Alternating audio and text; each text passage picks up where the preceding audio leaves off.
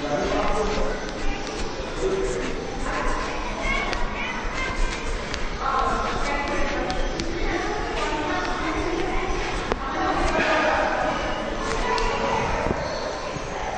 बच्चों, आज हम कक्षा 11वीं के रसायन विषय में रासायनिक साम्यावस्था चैप्टर में अग्र एवं पश्च अभिक्रियाओं के साम्य स्थिरांक में संबंध एवं केपी और केसी में क्या संबंध है, इसके बारे में हम आज समझने जा रहे हैं। आइए मैं यहाँ पर एक उदाहरण लेता हूँ, जैसे हाइड्रोजन और आयोडीन आपस में अभिक्रिया करके हाइड्रोजन आयोडाइड बनाते हैं। यह अभिक्रिया एक उत्क्रमणीय अभिक्रिया है। इसको मैं यहाँ पर संतुलित करने जा रहा हूँ। 2 हाइड्रोजन है, 2 आयोडीन है, इसलिए इस प्रकार से 2HI। इस अभिक्रिया के लिए यदि वेग स्थिरांक साम्यावस्था स्थिरांक यदि K है, इसको मैं और यहाँ पर 1 के रूप में लिख रहा हूँ, K1। इसका मान मान लीजिए 49 हो,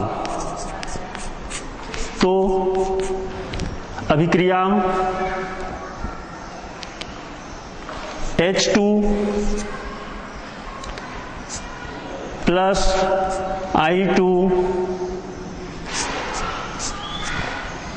इज इक्वल टू HI।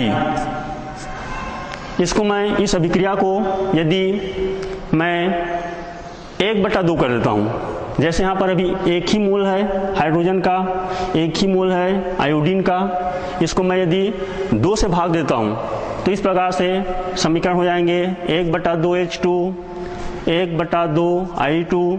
तो इसी प्रकार से यहाँ पर भी 2 से भाग देंगे तो इस प्रकार से केवल हमको 1 प्राप्त होगा। तो इस अभिक्रिया के लिए यदि हमको अगला जो साम्यावस्था स्थिरांक है, मान लेता हूँ मैं इसको K2 कहता हूँ, इसका मान मुझे ज्ञात करना है। तो इसके लिए सूत्र क्या होंगे, इस पर हम विचार करेंगे। तो यहाँ पर K2 अर्थात इस दूसरे अभिक्रिया को जो लिखा हूँ 1/2 H2 धन 1/2 I2 is equal to HI। इस अभिक्रिया के लिए K2 का जो मान होगा, क्योंकि हम अभिक्रिया में जो बाईं तरफ लिखे हैं उसको अभी भी बाईं तरफ लिखे हैं, और जो दाईं तरफ लिखे हैं पदार्थ उसको हम अभी भी दाईं तरफ ही लिखे हैं।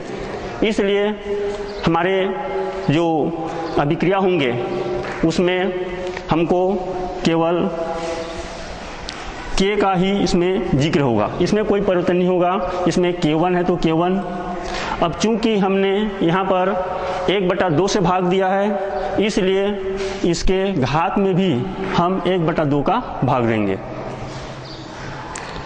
जैसे यहाँ पर K1 का मान यहाँ पर 49 है, तो इस प्रकार से मैं इसको यहाँ पर लिख रहा हूँ 49, और हमने इस समीकरण को 1/2 से भाग दिया है, इसलिए घात में भी होगा 1/2। अब इसको हल करेंगे तो इस प्रकार से 49, और जब घात 1/2 होता है, इसको और हल करते हैं अपन, तो इस प्रकार से हो जाता है वह वर्गमूल के रूप में, और इसका वर्गमूल 49 का जो मान होता है वह 7 होता है। तो इस प्रकार से H2 plus I2 is equal to 2HI। इस अभिक्रिया के लिए यदि साम्यावस्था स्थिरांक का मान 49 है, तो 1/2 H2 plus 1/2 I2 is equal to HI। इस अभिक्रिया का जो साम्यावस्था स्थिरांक है, जिसको हम K2 कह रहे हैं, इसका मान 7 होगा। ठीक है, आइए हम इसको एक अलग अभिक्रिया लिखते हैं, इसी को बदल करके। जैसे मैं अब यहाँ पर इसको दिशा को बदलने जा रहा हूँ, जो दाईं ओर है उसको मैं बाईं ओर लिख रहा हूँ, और जो बाईं ओर है इसको मैं दाईं ओर लिख रहा हूँ। तो जैसे एग्जांपल के लिए यहाँ पर 2HI अभी दाईं ओर है, इसको मैं यहाँ पर बाईं ओर लिख रहा हूँ, और H2 और I2 जो बाईं ओर है समीकरण के, इसको मैं दाईं ओर लिख रहा हूँ। इस प्रकार से हो। H2 plus I2। इसी अभिक्रिया को ही ले रहा हूं मैं, इसको मैं जरा मिटा देता हूं क्योंकि यहां पर जो मेरे को उत्तर चाहिए था वो प्राप्त हो चुका है। अब इसी अभिक्रिया को मैं इस ओर लिख रहा हूं। जैसे अभिक्रिया है H2 plus I2 is equal to twice HI, इसका साम्यावस्था स्थिरांक जिसको K1 कहते हैं 49 है। तो इस अभिक्रिया के लिए अभिक्रिया twice HI is equal to H2 plus I2 के लिए अगला साम्यावस्था स्थिरांक मान लेता हूं मैं इसको K2। इसका मान क्या होगा? तो इसके लिए क्या सूत्र होंगे? तो इसके लिए सूत्र होगा, इसको मैं हल करके लिख रहा हूं यहां पर। K2 का जो मान होगा वह, चूंकि इस अभिक्रिया का विपरीत है इसीलिए हम भी इसको विपरीत कर देते हैं। ये जो K1 का मान था इसको विपरीत कर रहा हूं। विपरीत का मतलब 1/K1, ठीक है। अब इस प्रकार से मान को रखें, K2 बराबर 1/K1 का मान यहाँ पर 49 है। तो इस प्रकार से उत्तर होगा यहाँ पर 49, क्योंकि समीकरण को हमने न अलग से भाग दिया है न अलग से गुणा किया है, केवल हमने विपरीत दिशा में ही लिखा है। इसलिए हमने भी इसको विपरीत दिशा में ही लिखा। जो 49 अभी अंश में है वो हर में हो गया और जो एक हर में था वो अंश में हो गया। इस प्रकार से ये इसका उत्तर रहेगा। ये हो गया यहाँ पर। यदि रासायनिक अभिक्रिया को हम लिखने के तरीके के आधार पर हम साम्यावस्था स्थिरांक की गणना कर सकते हैं। उस मान पर निर्भर करेगा कि हम किस प्रकार से लिखे हैं। आइए अब हम आगे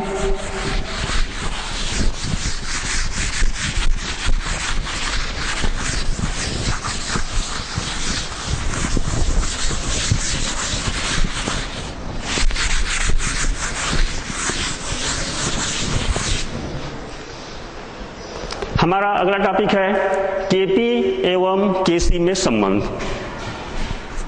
Kp एवं Kc में संबंध।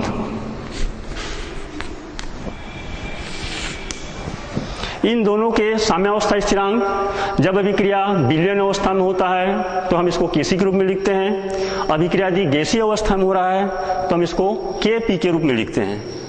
तो इन दोनों के बीच में क्या संबंध है, इसको हम सूत्र के आधार पर हम इसको गणना करेंगे, या उसमें क्या संबंध है सूत्र के हिसाब से हम इसको देखेंगे। तो माना एक उत्क्रमणीय अभिक्रिया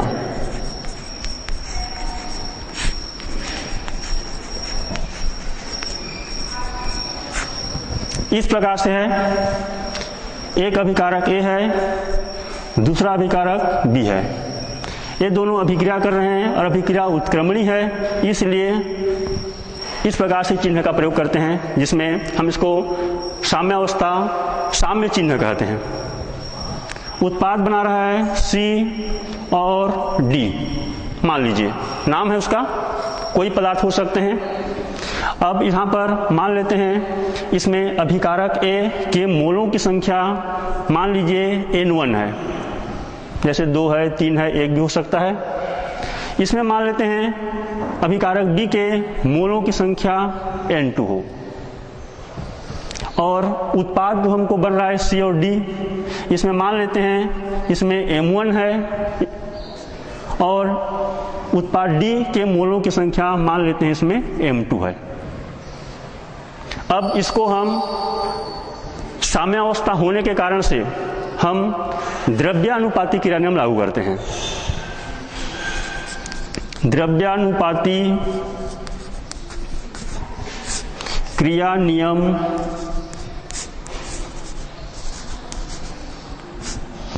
लागू करने पर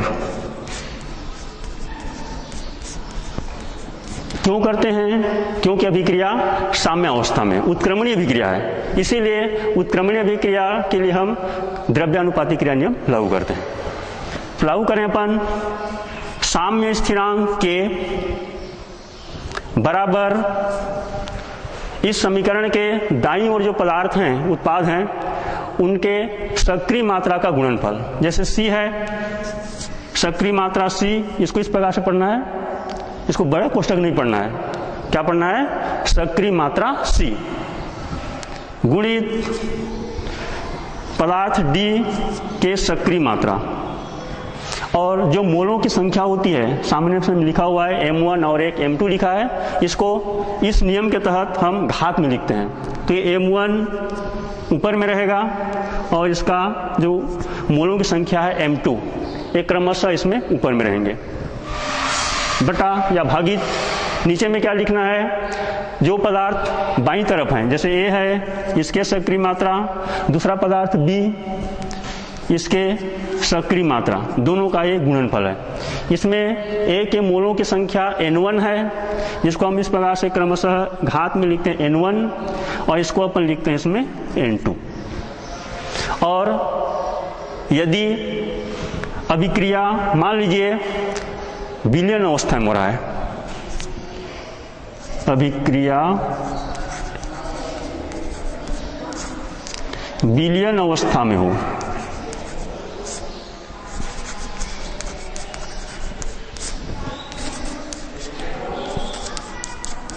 तब की स्थिति में हम यहाँ पर जो साम्यावस्था स्थिरांक K है, इसको हम Kc के रूप में लिखते हैं, जहां पर इस C का मतलब है सांद्रण, इसको मोलर सांद्रण भी कहते हैं।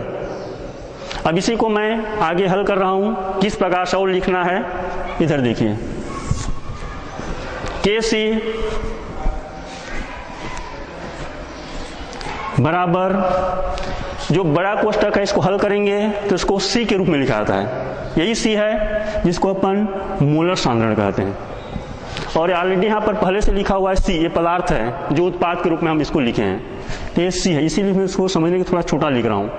ये जो C है पदार्थ है जो उसको अपन यहाँ पर उत्पाद के रूप में लिखे हैं, और ये जो C है इस बड़े कोष्ठक के बदले में आया हुआ है, क्योंकि बड़ा कोष्ठक को हम सक्रिय मात्रा कहते हैं और उसको कैपिटल C के द्वारा दर्शाते हैं, और इसका घात है पहले से M1, इसीलिए इस सब का घात हो गया यहाँ पर M1 गुणित, समीकरण के अंतर्गत यहाँ पर गुणित है, ऐसा इसमें भी होगा, जो बड़ा कोष्ठक है उसके लिए लिखा जाएगा C, और उत्पाद जो है D, इसको इस प्रकार से थोड़ा सा छोटा लिखते हैं और हल्का सा नीचे में लिखते हैं, इसका घात, सभी का घात है M2 यहाँ पर इस प्रकार से।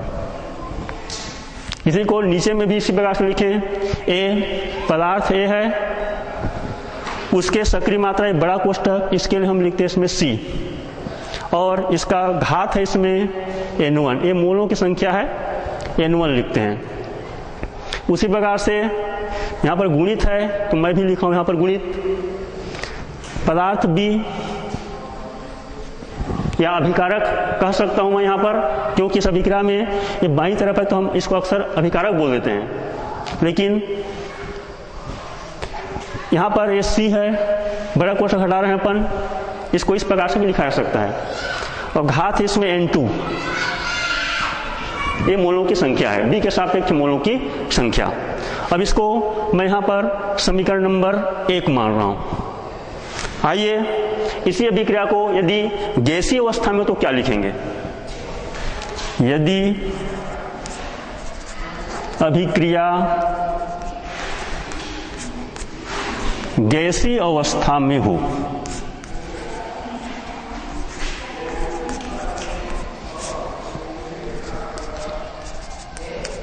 तो इसके लिए जो Kc लिखे हैं वो मान बदल जाएगा, उसके लिए यहां पर लिखा जाएगा Kp, इस प्रकार से इसको लिखते हैं। इसके लिए क्या होते हैं, इसमें देखिए, इसी में जो C लिखे हैं उसके जगह में हमको लिखना है P, इस प्रकार से, जो कि आंशिक दाब को बताता है। यहां पर जितना भी मैं P लिखूंगा ये सभी आंशिक दाब होंगे।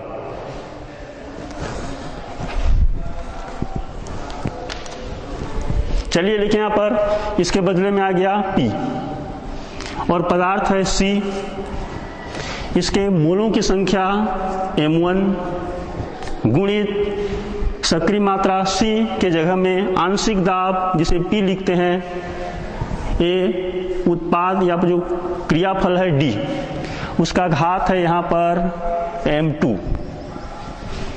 क्रमशः उसी प्रकार से लिखें, पदार्थ या अभिकारक A का आंशिक दाब, इसका मोलों की संख्या N1, इसको घात में लिखते हैं, गुणित अभिकारक B के आंशिक दाब का घात, यहाँ पर मोलों की संख्या N2 है। यहाँ पर P का मतलब है, यहाँ P बराबर आंशिक दाब, आंशिक दाब जिसको अंग्रेजी में हम पार्शियल प्रेशर कहते हैं। इसको मैं यहाँ पर समीकरण नंबर 2 मान रहा हूं। अब इन दोनों के बीच में क्या संबंध है, Kc और Kp के बीच में, हमको यही यहाँ पर निकालना है। कौन सा सूत्र ऐसा होगा जिसमें इन दोनों के संबंध के बारे में बताया जाएगा। इसको मैं इधर मिटा रहा हूं क्योंकि आगे टर्म में इधर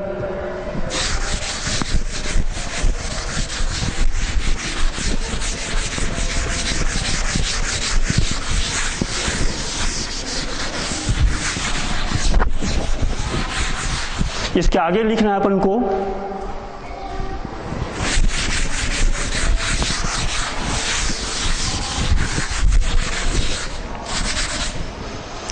इसके आगे है, हमको इस P के मान को रखना है। तो P का जो मान है, चूंकि हम सक्रिय मात्रा के रूप में लिख रहे हैं, इसीलिए हमारा फार्मूला में या सूत्र में इस P के बदले में सक्रिय मात्रा C भी आनी चाहिए। तो किस प्रकार से आते हैं, देखिए इधर आदर्श गैस समीकरण,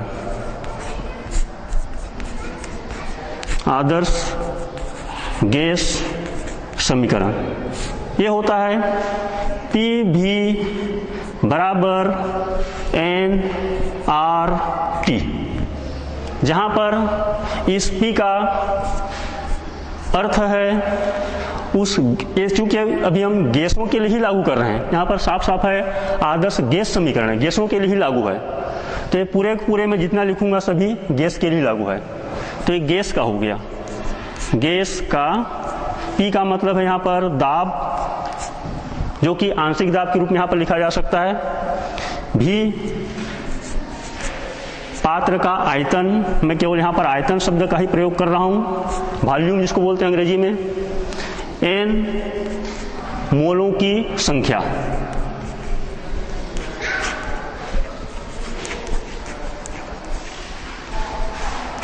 आगे यहाँ पर R आया हुआ है, इसका अर्थ है गैसों के लिए स्थिरांक है, इसको अपन गैस स्थिरांक कहते हैं, गैस स्थिरांक। इसका जो आंकिक मान होता है अलग अलग इकाई में अलग अलग होती है। और T यानी टेम्परेचर, जिसको हम तापमान बोलते हैं या ताप, जो कि केल्विन में यहाँ पर लिखा गया है। यह जो ताप है यह केल्विन में, जिसको अपन के लिखते हैं, जैसे अंश सेंटीग्रेड होता है, फारेनहाइट होता है, र्यूमर होते हैं, 4 पैमाने होते हैं, उसमें से हम केल्विन के रूप में इसको लिख रहे हैं इसमें, क्योंकि ताप की ऐसा इकाई केल्विन होती है। आइए इसी को हम थोड़ा सा लिखें अब आगे, क्योंकि हमको P के जगह में लिखना है। तो P बराबर क्या होगा, देखिए इसी से P बराबर इस V को पक्षांतर करेंगे तो यहाँ पर N और RT पहले से इधर लिखा हुआ है, ये V अभी गुणित है या गुणा हो रहा है, पक्षांतर हुआ तो ये भागित N बट्टा V। चूंकि निश्चित ताप पर ये जो अभिक्रिया चल रहे हैं, उत्क्रमणीय अभिक्रिया है, निश्चित ताप पर होते हैं तो ऑलरेडी निश्चित है। R का मान पहले से निश्चित है, स्थिरांक है, तो परिवर्तन किस में होंगे, मोलों की संख्या में हो सकता है और आयतन में हो सकते हैं, ये बदलाव हो सकते हैं, इसीलिए हम इसको एक साथ लिखें। इसको मैं थोड़ा और जर लिखूं, यहाँ पर P बराबर N बट्टा V, इसी का मतलब है सक्रिय मात्रा, जिसको हम अभी पूर्व जो पीरियड थे उसमें हम बता चुके हैं। N बट्टा V इसका सीधा मतलब है सक्रिय मात्रा, इसी को बोलते हैं मोलर सांद्रण। यहाँ पर पहले से लिख दे रहा हूं मैं, C बराबर सक्रिय मात्रा, इसी को मोलर सांद्रण भी कहते हैं। यहाँ पर C का आशय ये है। अब पहले से यहाँ पर लिखा हुआ है RT, तो सूत्र हो गया P बराबर CRT। अब देखिए यहाँ पर हमारा दोनों मकसद पूरा हो गया। हमको सी भी लाना था, हमने सी भी ले आया। पी को हटाना था, पी भी हटा दिया और हमको मोलर सांद्रता के रूप में प्राप्त हो गया। इसको मैं अभी समीकरण नंबर 3 मानता हूँ। ये समीकरण नंबर 1 है जिसमें Kc का मान है, जो Kp का मान है वो समीकरण नंबर 2 है। और ये अब हमको नया समीकरण प्राप्त हुआ आदर्श गैस समीकरण के आधार पर, P भी बराबर nRT के आधार से P बराबर CRT। अब इस समीकरण नंबर 3 का जो मान है P का मान, इसको मैं समीकरण नंबर 2 में रख रहा हूँ। इसको मैं ऊपर वाले को मिटा रहा हूँ क्योंकि मेरे को यहाँ पर मान लिखना है, इसलिए मैं इसको यहाँ पर मिटा नहीं रहा हूँ, बाद में मिटाऊंगा। इसको मान को मैं आपके सामने यहाँ पर लिख रहा हूँ। तो चलिए यहाँ पर लिखते हैं। इसके आगे क्रम है समीकरण 3, ये P बराबर CRT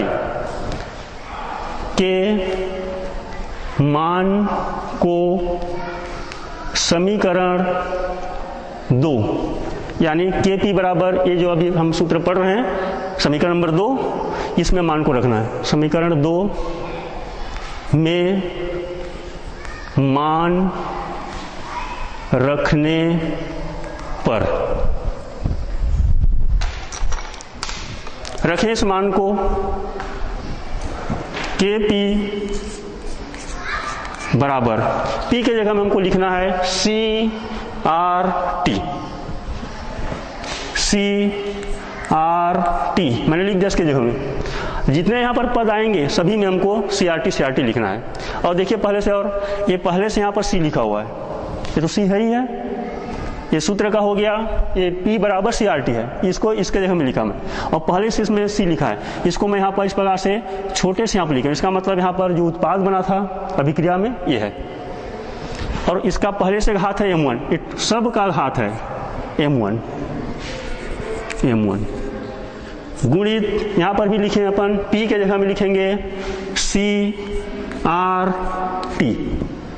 और यहाँ पर उत्पाद है D, तो ये यहाँ पर ये D है इस प्रकार से, और सब का घात है M2, इसीलिए मैं इसको कोष्टक के रूप में लिख दे रहा हूँ, घात है M2। अब इसको मिटा रहा हूँ क्योंकि अब नीचे का मान मेरे को लिखना है। इतने को मिटा देता हूँ।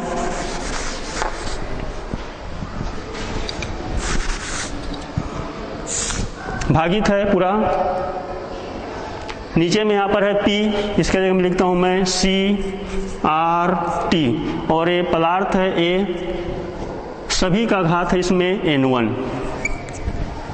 गुणित इस P के जगह में होगा CRT, और क्रियाकारक पदार्थ है B, इसका नाम है यहाँ पर इसके लिए हो गया, और सब का घात है यहाँ पर N2। इस प्रकार से मान को मेरे को लिखना है इसमें। अब इस मान को आगे, इसको मैं अब मिटा रहा हूं क्योंकि इसका मान अब रखा गया है इसमें। अब इसके आगे हम इसको हल करेंगे।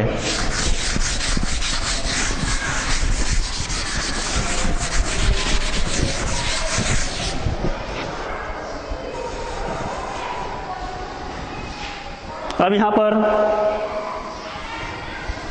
सब के घात को अपन अलग अलग करेंगे इसमें।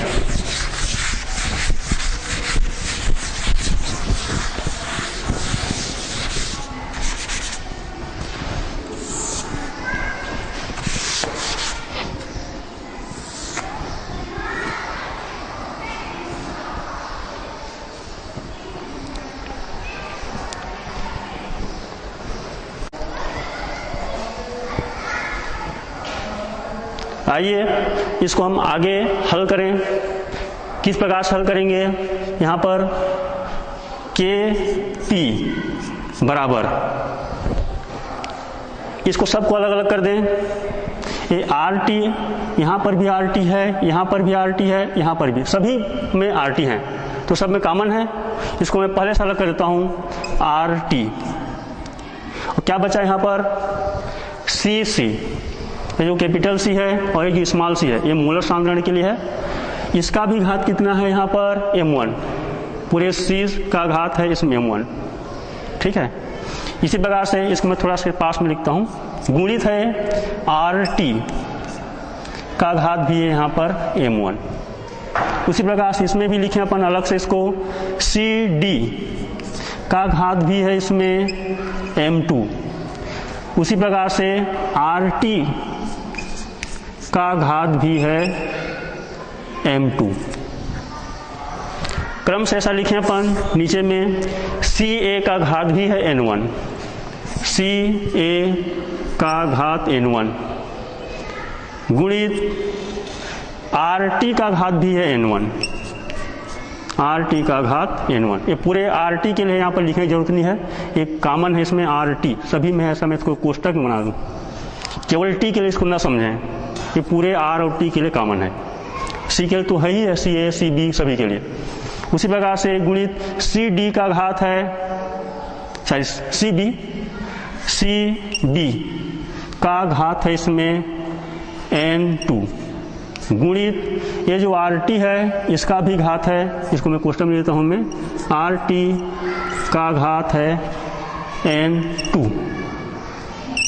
सभी क्या है इस प्रकार जितना लिखा गया उसमें घात में। अब इसको हल करें, ये RT वाले सब कॉमन हैं, इसको मैं अलग करता हूं, उभयनिष्ठ है। उसका अगला चरण है KP बराबर क्या बचा, CC का घात m1, इधर बचा CD का घात m1, ये सारी m2, CC का घात m1 गुणित CD का घात m2।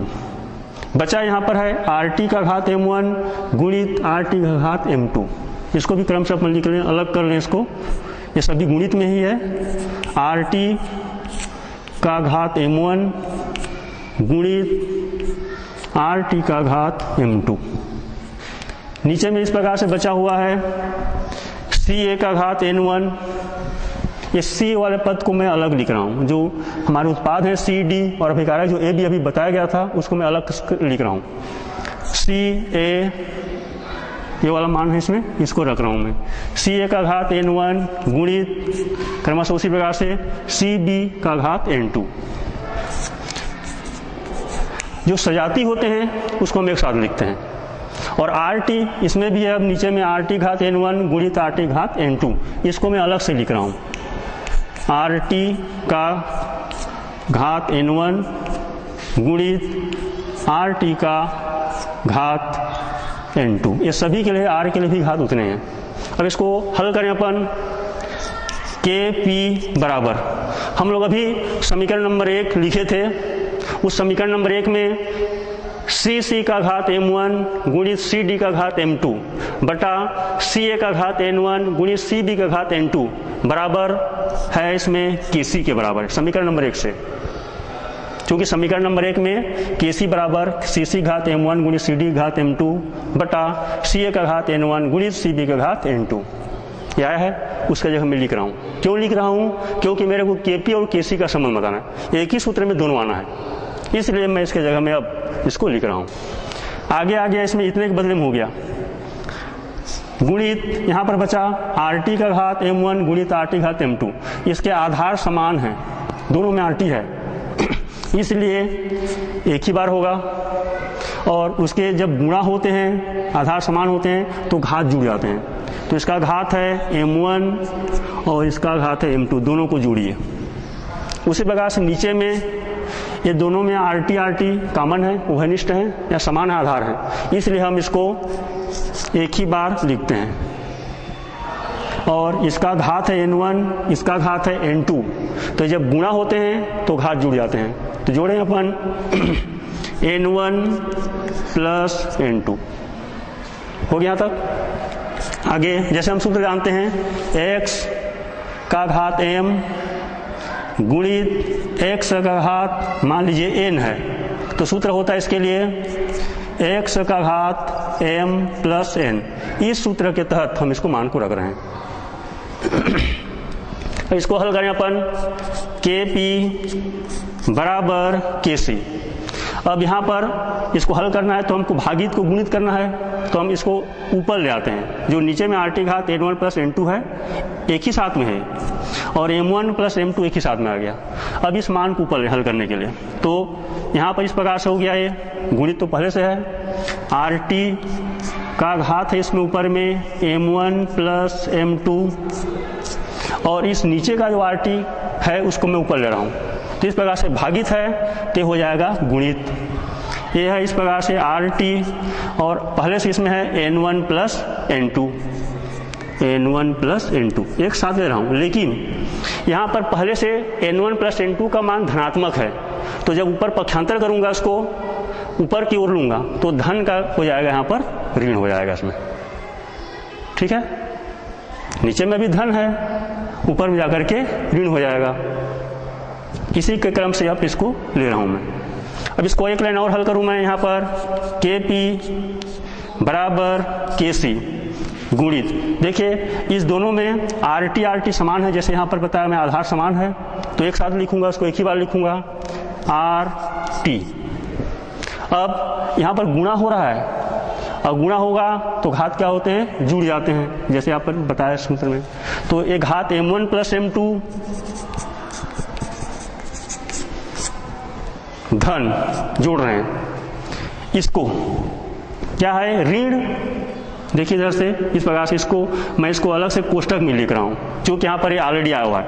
क्या है यहाँ पर N1 प्लस N2, इसी को मैं अलग से फिर हल करूंगा तो भागित, इसको मैं थोड़ा बड़ा क्वेश्चन ज्यादा समझ आएगा अपन को, ऐसा है पूरा है, इतना मामला है पूरा ऋण कोष्टक में N1 प्लस N2, इतना को मैं इसके साथ, क्योंकि यहाँ पर गुणा हो रहा है तो घात जुड़ेंगे, तो इसीलिए बीच में मैं धन चिन्ह का प्रयोग किया हूं। आगे चलें, इसको हल करें अपन, इसको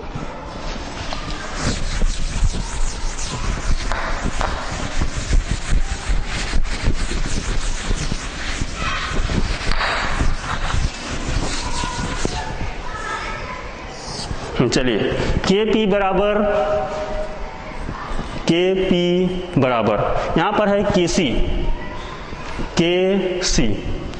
गुणित RT। अब जोड़िए इसको, M1 प्लस M2 घात में है M1 प्लस M2, इस प्रकार से धन गुणित ऋण बराबर ऋण, तो ये आ गया यहाँ पर ऋण N1 प्लस N2, एक ठो कोष्टक में यहाँ पर N1 प्लस N2, इस प्रकार से प्राप्त होंगे।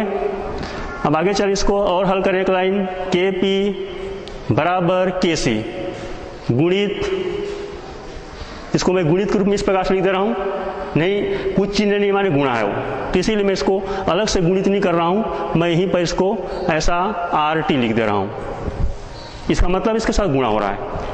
और यहाँ पर देखिए M1 प्लस M2 और N1 प्लस N2, तो M1 प्लस M2 क्या था, हम जो समीकरण के दाईं ओर लिखे थे C और D का, तो दाईं ओर के मोलों की संख्या का योग ऋण बाईं ओर जो A और B लिखे समीकरण शुरुआत में उसके मोलों की संख्या का योग, इसी को हम अंतर बोलते हैं, माइनस माने अंतर, डिफरेंस। तो डिफरेंस के लिए यहाँ पर हम एक साथ इसको लिखेंगे डेल, अंतर। और ये क्या चीज है, ये मोलों की संख्या है, ये क्रमशः C और D का है और ये A और B का है, इसीलिए हम मोलों की संख्या हो रहा है। अब मोलों की संख्या का संकेत होता है स्मॉल n, इसीलिए हम इसको इस प्रकार से लिख रहे हैं KP बराबर KC गुणित RT का घात डेल n। और ये जो डेल n है इसमें मुख्य रूप से हम इसको RT के रूप में भी प्रयोग कर सकते हैं। तो ये सूत्र हो गया, संबंध हो गया KP बराबर KC गुणित RT का घात डेल n। यही हमको यहाँ पर पूछा था कि कौन सा संबंध ऐसा होगा, सूत्र होगा जिसमें दोनों एक साथ आए हों, KP और KC। अब इसी को अब आगे हल करें कि कब क्या क्या और हो सकते हैं, KP का मान कब बराबर होगा, KC के मान के बराबर होगा कि बड़ा होगा कि छोटा होगा, उसके लिए आगे यहाँ पर शर्त है, लेकिन सूत्र ये है KP बराबर KC गुणित RT का घात डेल n, जहां पर डेल n यानी मूलों की संख्या में अंतर, यह है M1 प्लस M2 ऋण N1 प्लस N2 है। इसका मतलब यहां पर इस आशय से है। आइए देखते हैं इसमें और क्या क्या शर्त होगा Kp और Kc के मान के लिए। ये तो हो गया सूत्र के रूप में संबंध हो गया।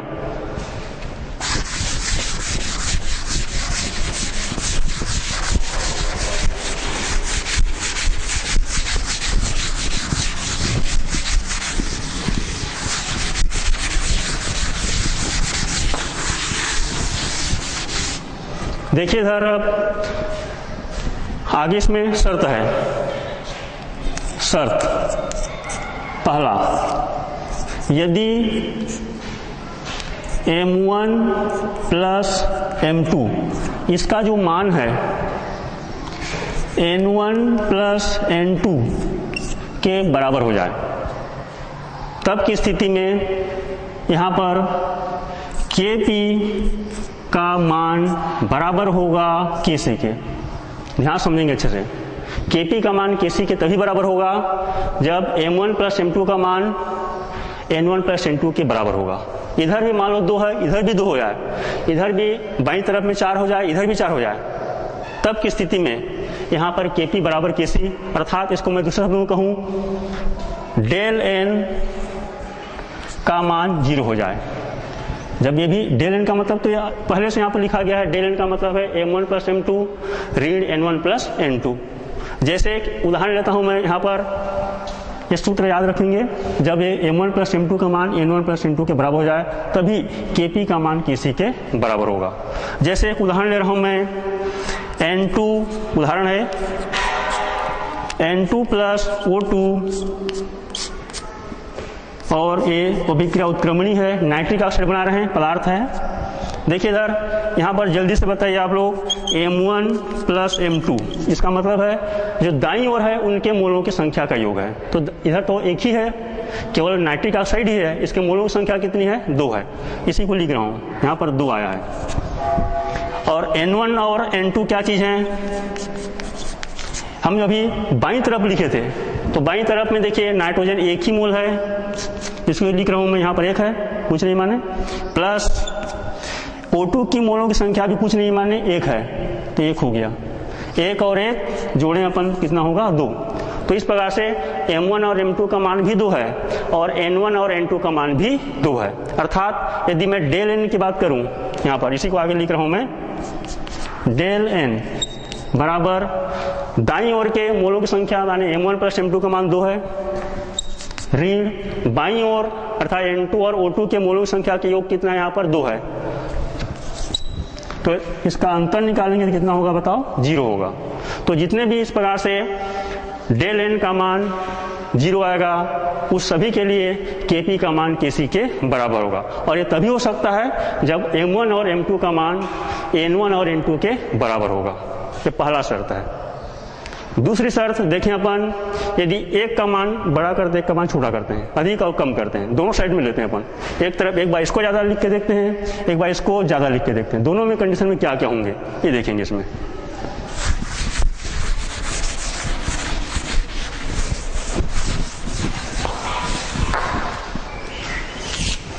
दूसरा शर्त, यदि m1 plus m2 plus m2 इसका मान बड़ा हो जाता है, किससे? n1 प्लस n2 से, तब की स्थिति में m1 प्लस m2 का सीधा सीधा संबंध है Kp से। आप यहाँ थोड़ा गौर करें इसको, मैं इधर इसलिए लिखा हूँ क्योंकि Kp से इसका डायरेक्ट रिलेशन है, संबंध है। तो ये Kp का मान भी बड़ा होगा, किससे? n1 प्लस n2 का सीधा सीधा संबंध है Kc से, तो इसलिए Kp का मान बड़ा होगा Kc से। ये तभी हो सकता है जब दाईं ओर के मान बड़े हों। जैसे एग्जाम्पल के लिए एक उदाहरण के तौर पर आपको बताता हूं मैं, सरल उदाहरण इसमें, जैसे PCl5 उदाहरण ले रहा हूं मैं, PCl5 का वियोजन हो रहा है PCl3 और Cl2 में। यहाँ पर देखिए दाईं ओर PCl3 फास्फोरस ट्राइक्लोराइड, इसके 1 मोल है, अर्थात m1 प्लस m2। ये m1 का संबंध है PCl3 से, इसका मान है 1, और M2 का मतलब दूसरा, अर्थात ये भी 1 है, कुछ नहीं माने 1 मोल है, तो इसका मान भी 1 आ गया। तो इस प्रकार से अब इसको जोड़ेंगे तो हमको मिलेगा यहाँ पर 2। बाईं तरफ है PCl5, 1 ही मोल है, इसमें सामने में कुछ नहीं माने 1 मोलों की संख्या है। तो यहाँ पर इसको हम अभी लिख रहे हैं बाईं तरफ वाले को N1 + N2, यदि और होता तो हम और जोड़े होते। तो ये अभी 1 ही है, कुल मिलाकर N1 + N2 बराबर है वो, तो 1 है। अब देखिए इस उदाहरण से M1 + M2 का मान 2 है और N1 + N2 का मान 1 है, अर्थात M1 + M2 का मान बड़ा है। तो जब M1 + M2 का मान बड़ा है तो ये कंडीशन आएगा Kp का मान बड़ा होगा Kc से, इस उदाहरण के लिए। अर्थात मैं दूसरे शब्दों में कहूँ डेल N अर्थात M1 + M2, अर्थात जो दाईं तरफ हम लिखे हैं उनके मोलों की संख्या का योग, ऋण जो बाईं तरफ जिसको हम अभी अभिकारक बोल रहे हैं उसके मोलों की संख्या का योग। ये सूत्र ही है। इसके मान को लिख के देखें अपन, M1 + M2 का मान 2 है इस उदाहरण के लिए, माइनस N1 + N2 का मोलों की संख्या 1 है। हल करेंगे तो हमको मिलेगा 1 है माने धनात्मक है। जरा गौर से इसको देखें। अभी इसमें डेल N का मान 0 आया था, 1 मान 0 आया था, तो जब 0 आएगा तो उसमें Kp बराबर Kc होगा, और तभी हो सकता है जब M1 + M2 का मान N1 + N2 के बराबर होगा। दूसरा शर्त में है धनात्मक आ जाए, इस डेल N का मान धनात्मक होगा, तो ये तभी हो सकता है जब M1 + M2 का मान ज्यादा होगा, बड़ी संख्या होगा N1 + N2 से। जैसे कि इस उदाहरण फास्फोरस पेंटाक्लोराइड का जो वियोजन हो रहा है, टूट रहा है फास्फोरस ट्राइक्लोराइड ऑफ क्लोरीन में, इस उदाहरण से हमको प्राप्त होगा। तो ये यहाँ पर मैं इसको संक्षिप्त में लिख रहा हूँ, डेल N का मान पॉजिटिव, संक्षिप्त में ऐसा लिखते हैं, इसको पॉजिटिव या धनात्मक पढ़ना है, ये धनात्मक है, तभी Kp का मान Kp का मान बड़ा होगा Kc से। अब इसका ठीक विपरीत हम देखते हैं इसमें, यदि M1 + M2 का मान छोटा हो जाए N1 + N2 से, तीसरा शर्त, इसको मिटा रहा हूं।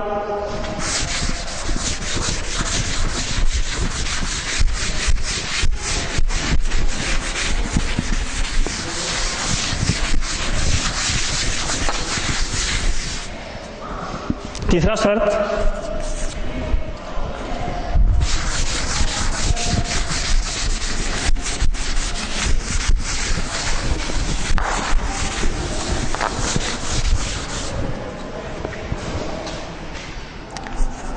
यदि M1 + M2 का मान छोटा हो जाए N1 + N2 से, M1 और M2 का सीधा संबंध है बाईं ओर के समीकरण के, जो साम्यावस्था चिन्ह बनाए हैं उसके बाईं ओर है, सही दाईं ओर, और ये जो N1 और N2 लिखे हैं साम्यावस्था चिन्ह के बाईं ओर का है।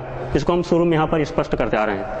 आगे लिखें जैसे, तो इस कंडीशन पर क्या होगा, इस शर्त पर इसका सीधा संबंध Kp से है और इसका सीधा संबंध Kc से है, तो N1 + N2 का मान बड़ा हो रहा है, इसलिए Kc का मान भी बड़ा होगा Kp से। जैसे एक उदाहरण लेता हूं मैं, उदाहरण के तौर पर अमोनिया किस प्रकार से बनते हैं। अमोनिया का सूत्र होता है NH3, बनता कहाँ से है ये, नाइट्रोजन गैस और हाइड्रोजन गैस, ये दोनों के संयोग से बनता है अमोनिया गैस। और ये चूंकि अभिक्रिया उत्क्रमणी होते हैं इसलिए हम इसको इस प्रकार से लिख रहे हैं। अब समीकरण थोड़ा संतुलित करें, 2 नाइट्रोजन है, यहाँ पर अभी तक समीकरण में केवल 1 है, इसलिए गुणा हो जाएगा ये 2 से, इस प्रकार से हो जाएगा 2NH3, अमोनिया का गुणा 2 से हो रहा है मोलों की संख्या। अब यहाँ पर हाइड्रोजन देखें 3 दूनी 6 है, इधर अभी तक केवल 2 है, तो इस प्रकार से 6 करना है तो इसमें हमको 3 से गुणा करना पड़ेगा, 3 दूनी 6 हो गया। अब देखें यहाँ पर M1 + M2, इसका सीधा सीधा मतलब है जो साम्यावस्था चिन्ह उसके बाईं ओर के, क्योंकि हम शुरू में सब लिखे हैं, तो ये 2 है, इधर कुछ नहीं है, इधर होता तो इसको मैं जुड़ा होता, एक ही है, केवल वो संख्या है 2। और N1 + N2 का सीधा संबंध हम अभी शुरू में लिखे हैं, मानी साम्यावस्था चिन्ह के बाईं ओर के मोलों की संख्या का योग। तो यहाँ पर नाइट्रोजन का केवल 1 है, कुछ नहीं माने 1 मोल है, और H2 के 3 मोल हैं। इस प्रकार से इसको जोड़ें अपन, तो ये हमको प्राप्त होगा n1 प्लस n2 का मान 4 और m1 प्लस m2 का मान 2। तो इस सूत्र से मान से सीधा मतलब है यहाँ पर m1 प्लस m2 का मान 2 हो रहा है, तो इसको मैं लिख रहा हूँ पर डेल n बराबर m1 प्लस m2 ऋण n1 plus n2, del n का संबंध। अब यहाँ पर m1 प्लस n2 का मान 2 है, ऋण n1 प्लस n2 का मान है 4।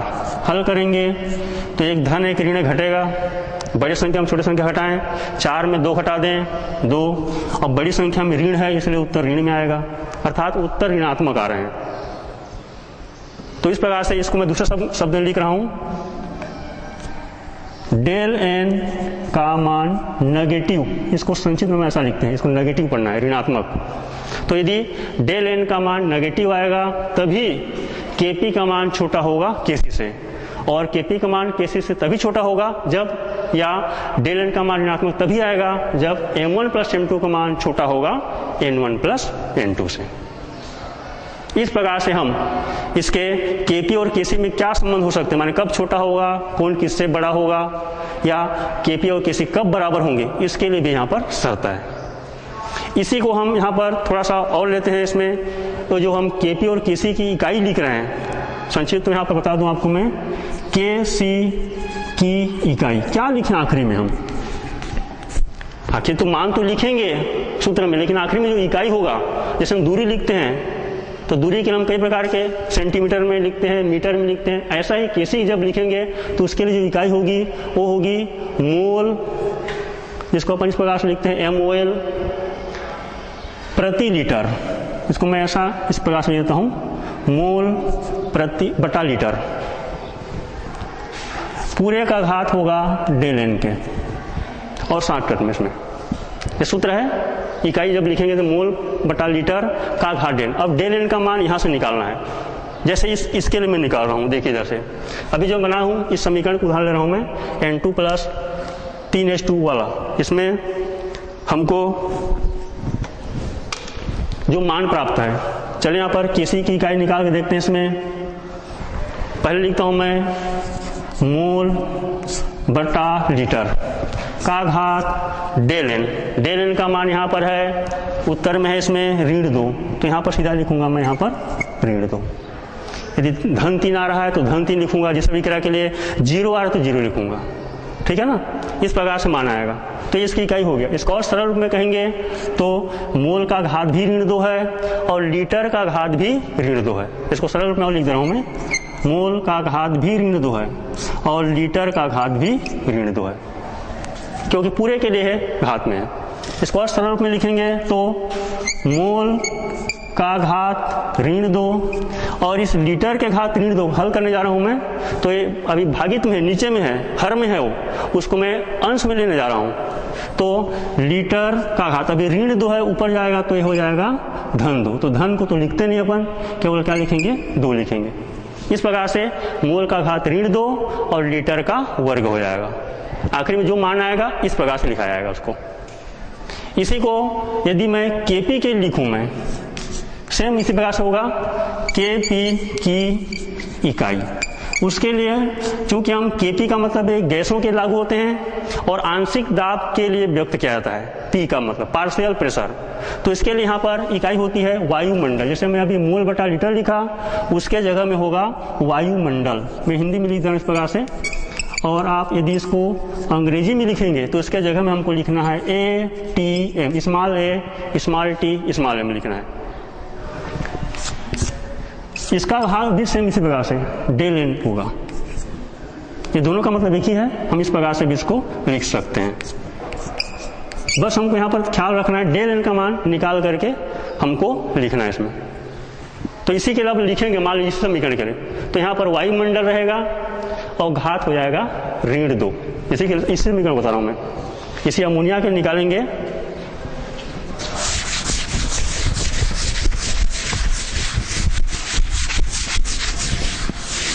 मैं अभी उदाहरण ले रहा हूं, केवल अमोनिया का है, तो उसमें kp बराबर वायुमंडल का घात ऋण 2 ये प्राप्त होगा इसमें। तो इस प्रकार से हम आज अभी के पीरियड में हमने Kp और Kc के संबंध किस प्रकार से होंगे, उसमें कब बड़ा होगा, किसका मान कब छोटा होगा, इसके बारे में हमने समझने का प्रयास किया। इसी प्रकार से और भी सवाल आएंगे तो इसी प्रकार से हमको लिखना है। धन्यवाद।